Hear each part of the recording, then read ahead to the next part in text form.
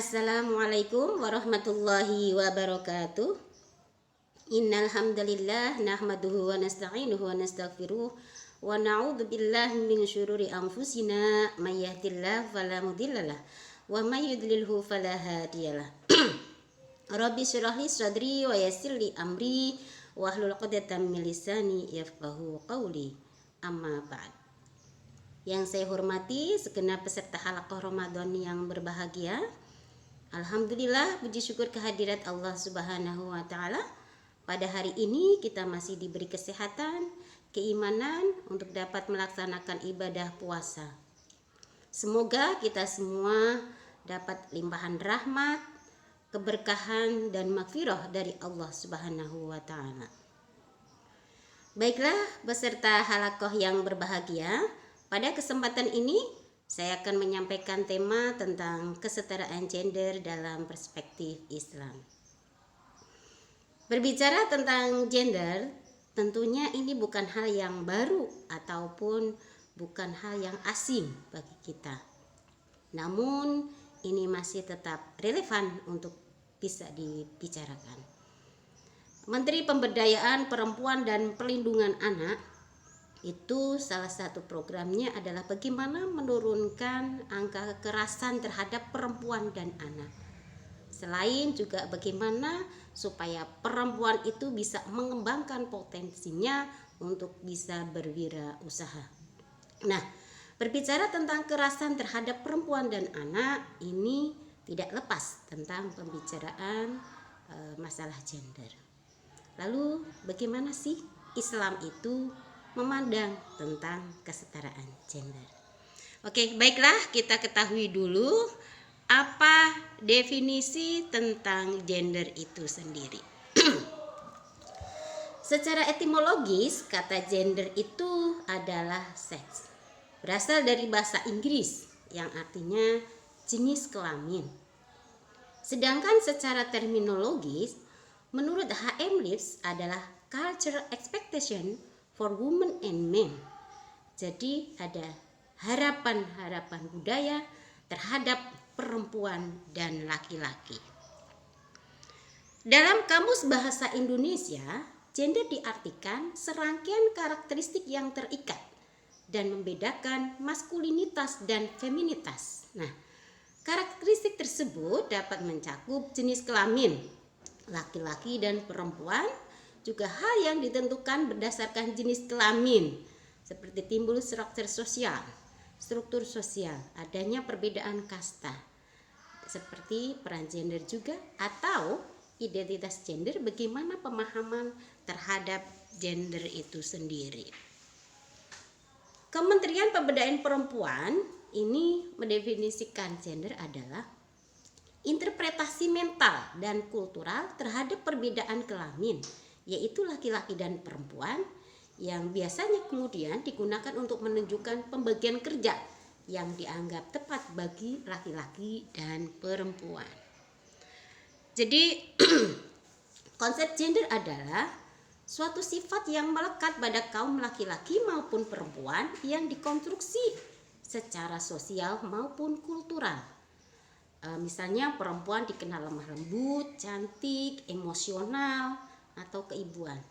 Laki-laki dianggap kuat, berpikir rasional, jantan, perkasa, yang tidak pernah menangis. Nah, ini adalah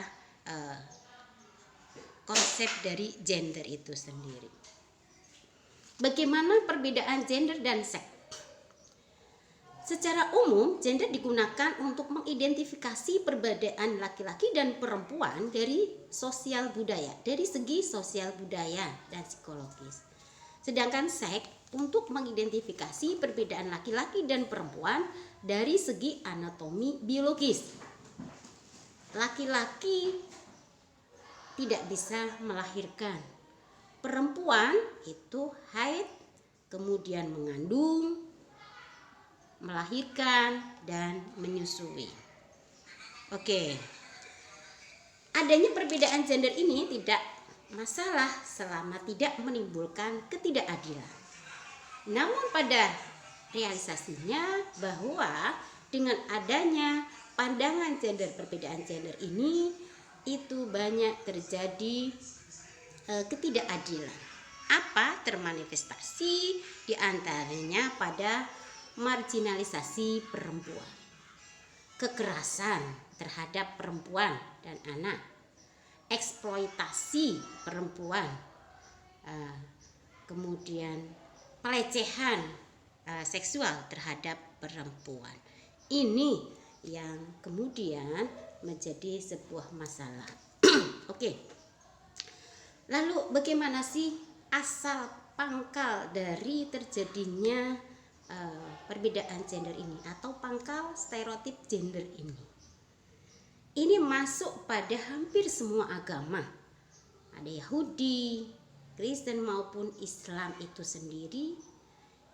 Dari mana? Dari asal usul manusia, asal usul kejadian laki-laki dan perempuan, penciptaan laki-laki yang dalam hal ini adalah Adam itu lebih diciptakan duluan dibanding perempuan, yaitu Hawa.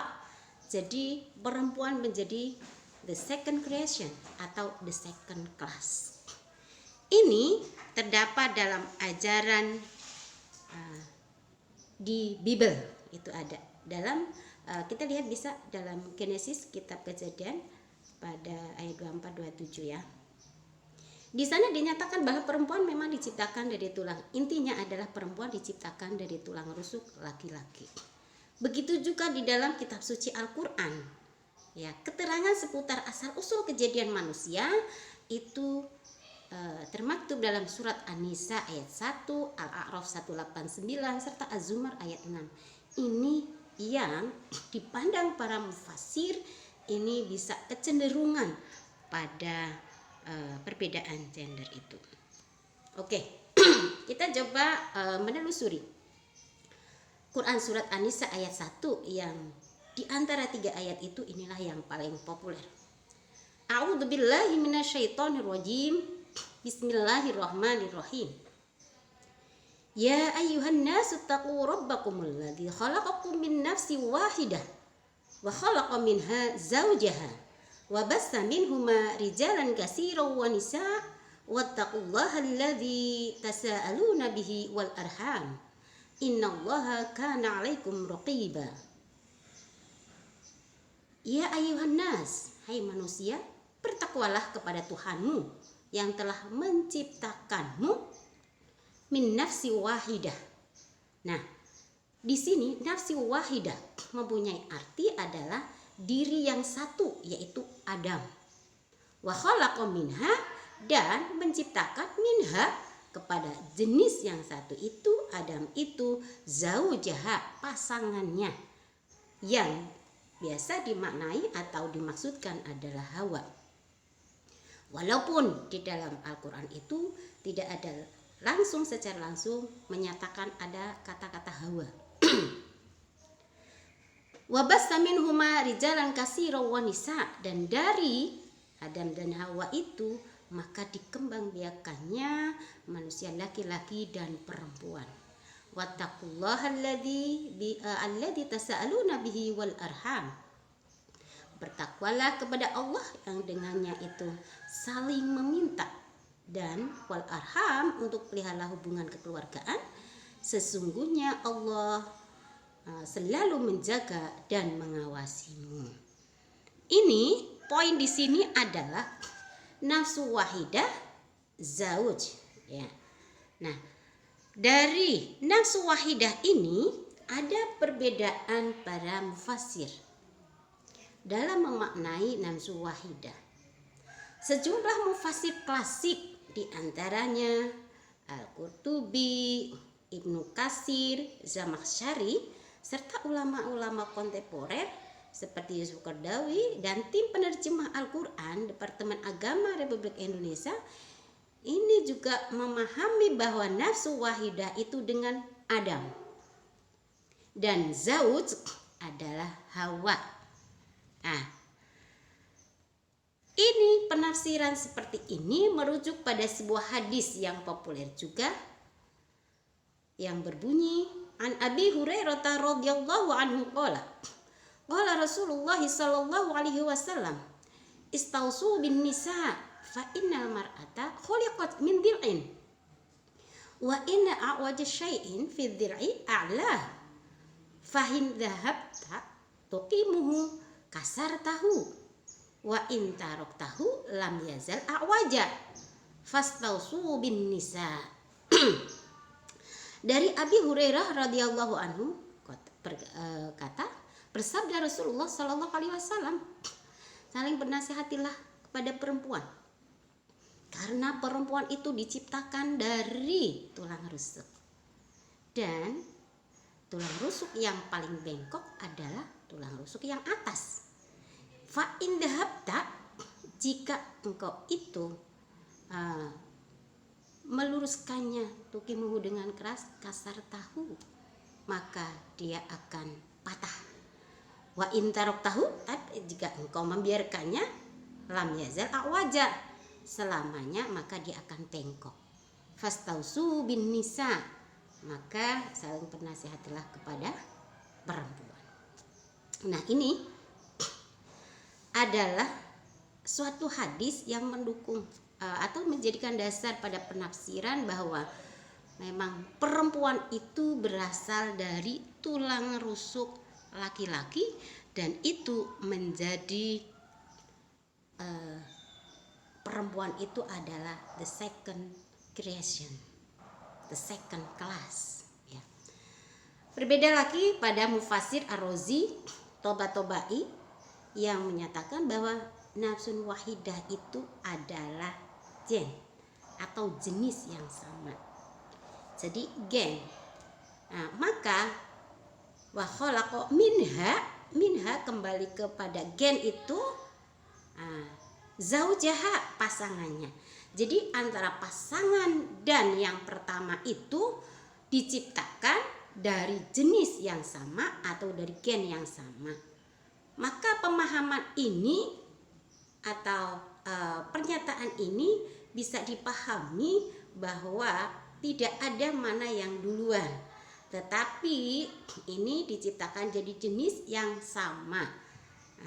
Itu sejalan atau dengan alasan dari firman-firman Allah yang lain dalam penciptaan manusia, seperti dalam Quran surat Al-Furqan ayat 54, bahwa manusia itu mimma immahin, dari air yang hina. Kemudian dalam surat Al-Mursalat ayat 20, mimma indafiq, dari air yang memancar, mani yang memancar. Atau dalam Quran surat Al-Alaq ayat 2, min sulalatin min tin, ya, dari tin.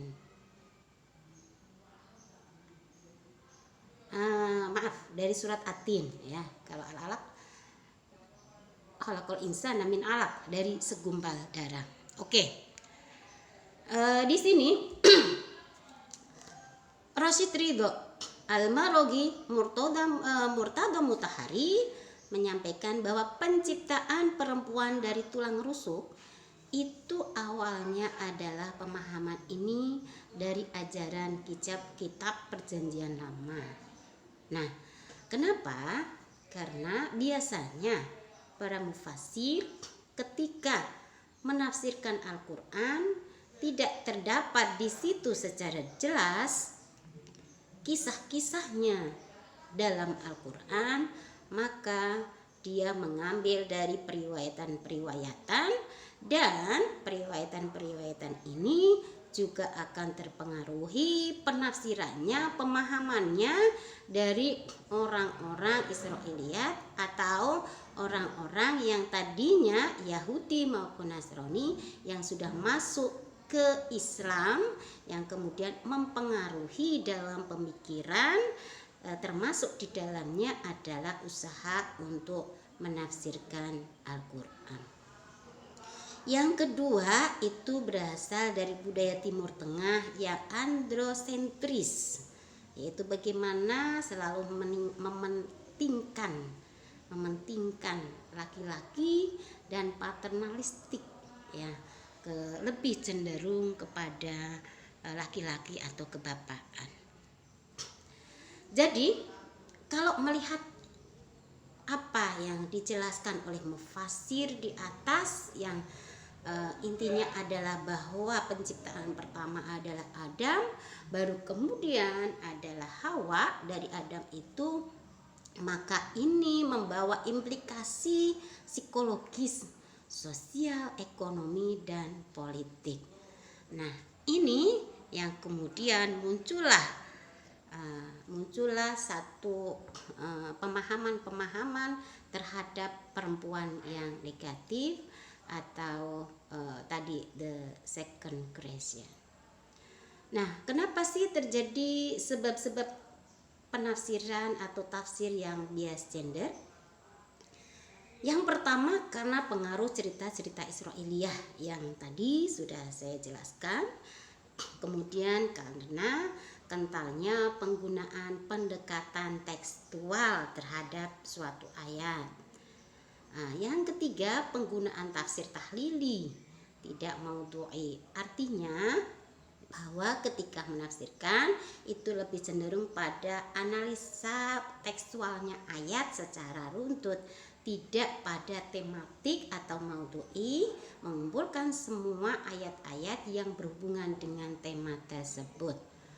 Kemudian dipahaminya ayat-ayat Al-Quran itu secara parsial, artinya tidak secara komprehensif. Dalam ayat itu bagaimana sih kemudian ayat yang lain itu berbicara tentang hal demikian. Ini antara penggunaan tafsir secara maudhu'i dan ayat-ayat Quran secara parsial secara komprehensif itu saling berhubungan. Lalu bagaimana sih sebenarnya? Apakah memang benar bahwa Islam itu artinya mengesampingkan perempuan? Yang jelas itu tidak. Artinya bahwa apapun yang ada muncul dari para mufasir tadi, perbedaan pendapat tadi, bahwa ada satu yang perlu kita garis bawahi, perlu kita ketahui bahwa Islam, terutama Al-Quran itu berupaya meningkatkan harkat dan martabat perempuan. Secara tegas, Al-Quran telah mengupayakan peningkatan harkat dan martabat perempuan, yang dimana tidak ada satupun kebudayaan dan peradaban dunia yang mampu menempatkan perempuan pada posisi terhormat.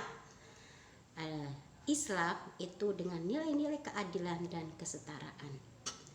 Rasulullah Shallallahu Alaihi Wasallam itu menyatakan atau bersabda, innaman nisa syaqaiqu rijal.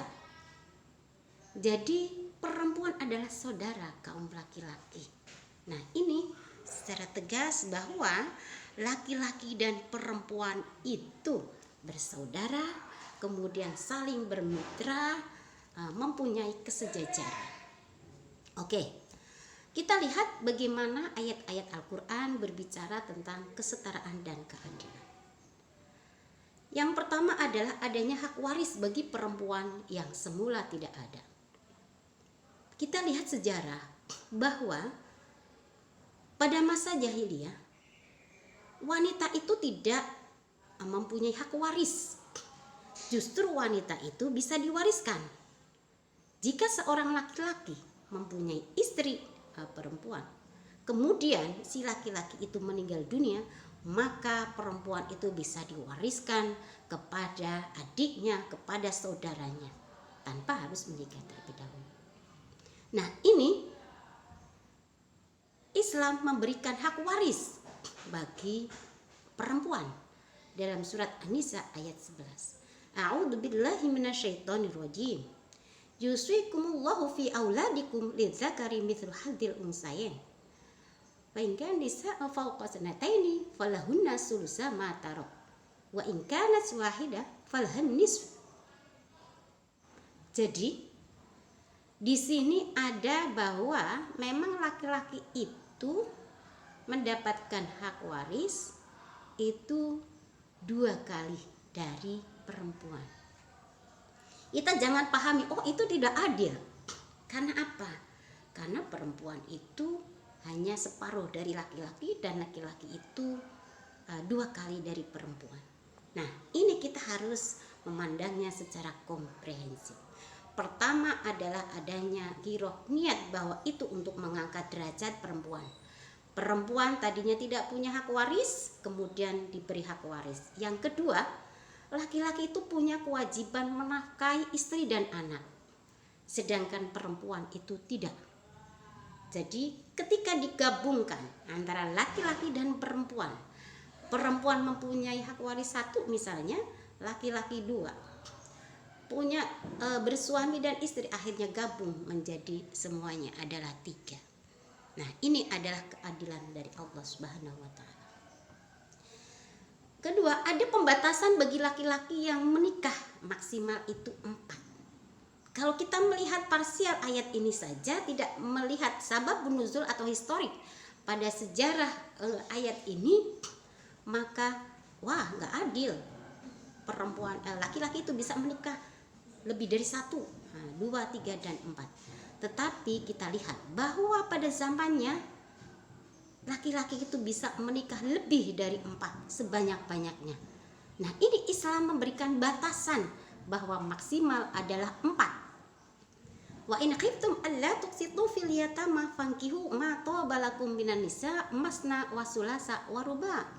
Tapi jika kok fa in khiftum alla ta'dilu, takut untuk tidak berbuat adil, fa wahidah, maka 1 saja.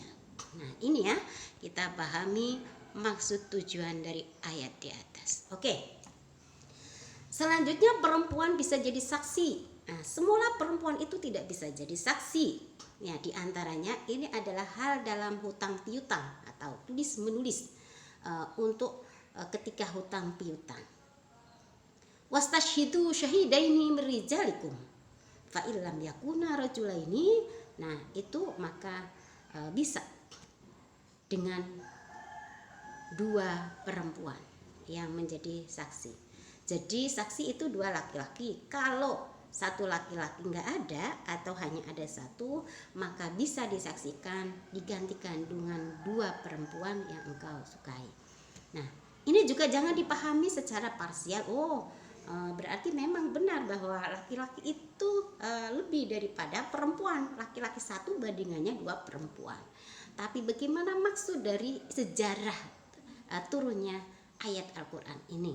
Yaitu yang tadinya tidak bisa menjadi saksi, yang kemudian bisa menjadi saksi.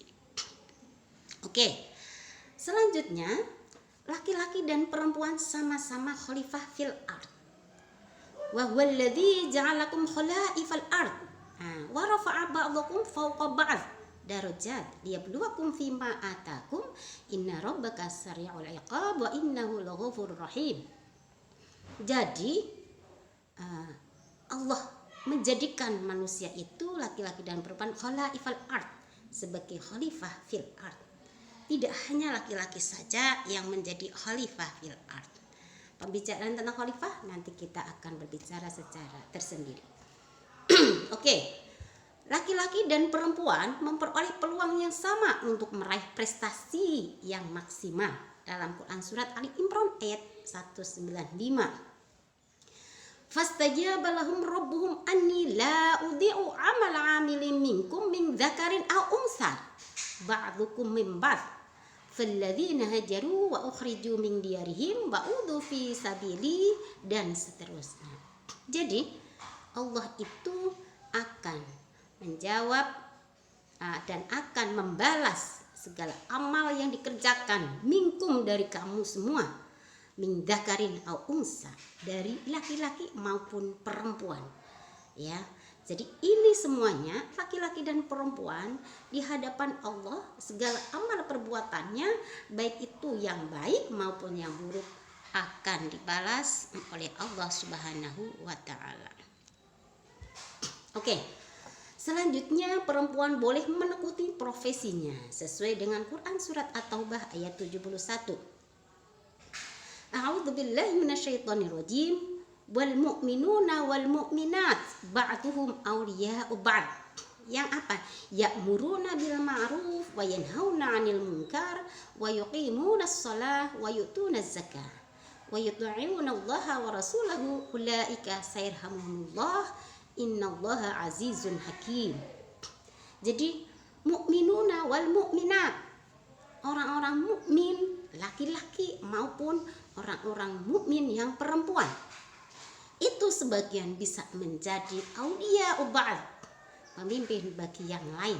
Siapa yang mau untuk atau yang mampu untuk amar ma'ruf nahi mungkar, melaksanakan sholat, mendirikan sholat, menunaikan zakat, taat kepada Allah dan Rasulnya. Nah, ini syarat untuk juga sebagai pemimpin. Oke, selanjutnya, laki-laki dan perempuan punya kesempatan yang sama meraih derajat sesuai kemampuannya. Dalam Quran surat Al-An'am ayat 132. Walikulli darajatun mimma 'amilu wa ma rabbuka bighafilin 'amma ya'malun. Ya, jadi akan mendapatkan derajat sesuai dengan apa yang dia kerjakan. Ya, baik itu laki-laki maupun perempuan. Oke, ayat selanjutnya adalah bahwa laki-laki dan perempuan mempunyai derajat yang sama di hadapan Allah Subhanahu wa taala. Yang penting adalah takwanya. Ini tidak asing lagi. A'udzu billahi minasyaitonir rajim. Ya ayyuhan nas, inna khalaqnakum min dzakari wa unsa wa ja'alnakum syu'uban wa qabaila lita'arafu. Inna akramakum 'indallahi atqakum. Innallaha 'alimun khabir. Jadi laki-laki dan perempuan sama. Yang penting adalah takwanya kepada Allah Subhanahu wa taala. Selanjutnya, laki-laki dan perempuan sama-sama berhak mendapatkan untuk masuk surga. Surga itu tidak hanya milik laki-laki, malah perempuan itu membawa surga di telapaknya. Ya, oke. Dalam Quran surat An-Nisa ayat 124, A'udzu billahi minasyaitonir rajim. Wa may ya'mal minas solihati min dzakarin aw unsa wa huwa mu'minun fa ulaika yadkhuluna al-jannah wa la yudlamuna naqira. Barang siapa yang beramal solih, baik itu dari laki-laki maupun dari perempuan, dan dia itu beriman, maka dia berhak untuk masuk ke surga. Ya, selanjutnya lagi, bahwa laki-laki dan perempuan sama-sama mendapatkan balasan atas usahanya sesuai dalam surat An-Nisa ayat 32. A'udzu billahi minasyaitonir rajim. Wala tatamannau ma faddalallahu bihi ba'dukum 'ala ba'd. Lirijali nasibum mimma iktasabu walin nisa'i nasibum mimma iktasabna. Was'alullaha min fadlihi. Innallaha kana bikulli syai'in alima. Jadi jangan ada satu iri dengki antara yang satu atau sebagian dengan sebagian yang lain. Ya, bagi laki-laki itu ada hasil dari apa yang diusahakannya.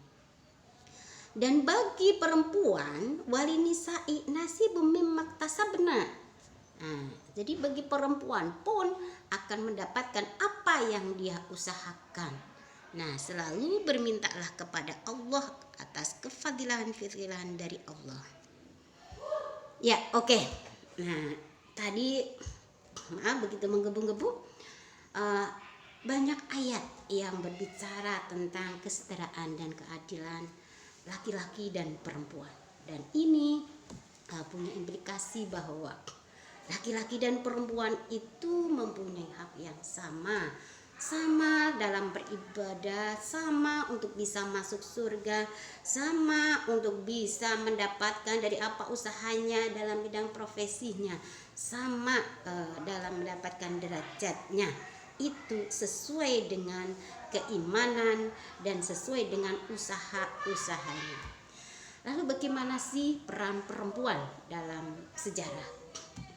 Kita coba lihat dalam prakteknya, diantaranya adalah kegiatan politik. Kita tahu ada perang Jamal ya, Aisyah itu memimpin perang Jamal. Kemudian secara ekonomi kita tahu bahwa istri Rasulullah Khadijah binti Khuwailid itu beliau adalah seorang saudagar kaya, pedagang.